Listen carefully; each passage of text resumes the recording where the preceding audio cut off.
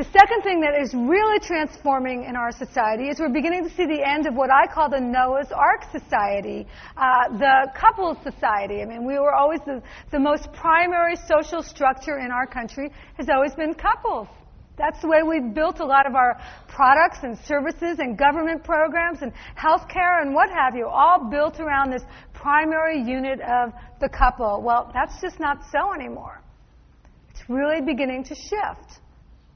And I would say there's several reasons why. The first reason is fertility. Women now can control their own fertility. Hallelujah. It used to be if you had a child out of wedlock, by the way, you were considered a bad girl. That's not the case anymore either, because today women have the financial wherewithal to raise families even on their own if they choose. Then it becomes what they want to do. Thirdly, as we've already stated, women outlive men. We may be living in a society where, at least in the second half of life, we're going to see a lot more older women than men. Maybe we'll see more of a matriarchy. I don't know.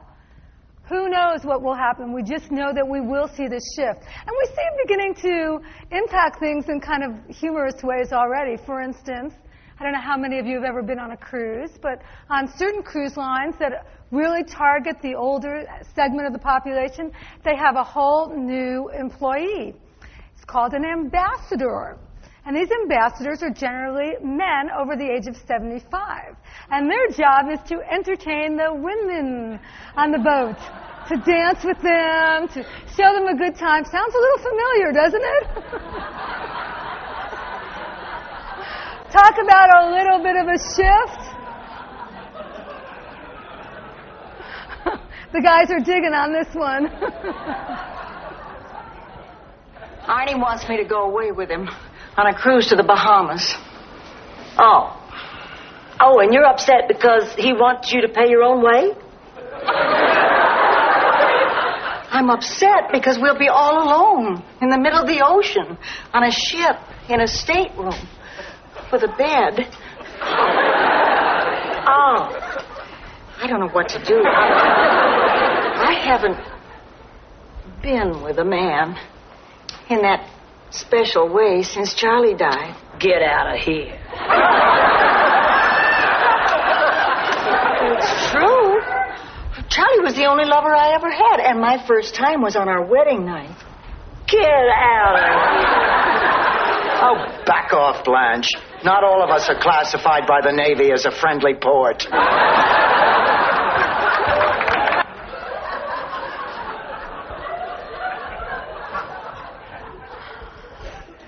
Another basic transformation that we're seeing that falls out of this couple things is the whole, what is a family? I mean, a family forever was this nuclear family. Not the case anymore. We're seeing a variety of different kinds of families, units showing up. But according to the latest U.S. Census data, the largest, fastest growing kind of family is the multi-generational family. I call it the vertical family. And this is a great example of it. This is 6 generations of one family. And they were featured in the New York Times. Let me introduce you to them.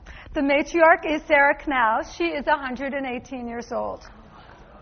Her daughter, Kitty, is 95. Her grandson, Bob, is 73. Her great-granddaughter, Kathy, is 49. Her great-great-granddaughter, Christina, is 27. And down there in the corner, we see great-great-great-grandson, little Bradley. He's 3 years old. This is the family of the future. And by the way, they may not live together. They may not even live near each other. You know what? They may not even like each other. But they are people who relate to each other, particularly when it comes to issues pertaining to finance, health, and real estate. What else are we seeing? Oh, and this is the key message. I mean, choice is the key message here. It used to be that the basic contract social obligation for women was getting married. Well, that's just not so anymore. Now it's a choice. Lots of women choose to do it. I, for instance, have been married for 25 years. Love every minute of it, almost. Well, almost, yeah. Okay, and some other people, some of my best friends, never been married, never want to get married. Others have been married Actually, one has been married 4 times. She keeps trying. She wants to get it right, and she hasn't yet. But anyway, the point is we have choice, as never before in the history of womankind, or mankind for that matter. Another thing that we're seeing is this whole pioneering of the cyclic life plan. Now, I obviously think this is really important. My first book was called Cycles, How We Will Live, Work, and Buy, and it's totally focused on this issue. The children's book that Donna mentioned before, it's called Gideon's Dream, A Tale of New Beginnings. This is a book that it's my favorite book. It just came out in March, so I'm pretty excited about it. It's about a grub caterpillar who, as he gets older, transforms himself, reinvents his life as a butterfly. So, I mean, this whole idea of personal reinvention, which is at the heart of the cyclic life plan, is very important to me. And I really feel like it's a critical issue that women have brought to the table and that men have they've loved it. They've embraced it and are trying to utilize it in their own lives. So let me explain what I mean. The linear life plan is the way we have kind of organized our lives throughout most of history. And we had short lives. They were very age-focused. We knew exactly what to do at a particular age based on how old we were. Let me show you what I mean. Value this time in your life, kids. Because this is the time in your life when you still have your choices. And it goes by so fast. When you're a teenager, you think you can do anything, and you do.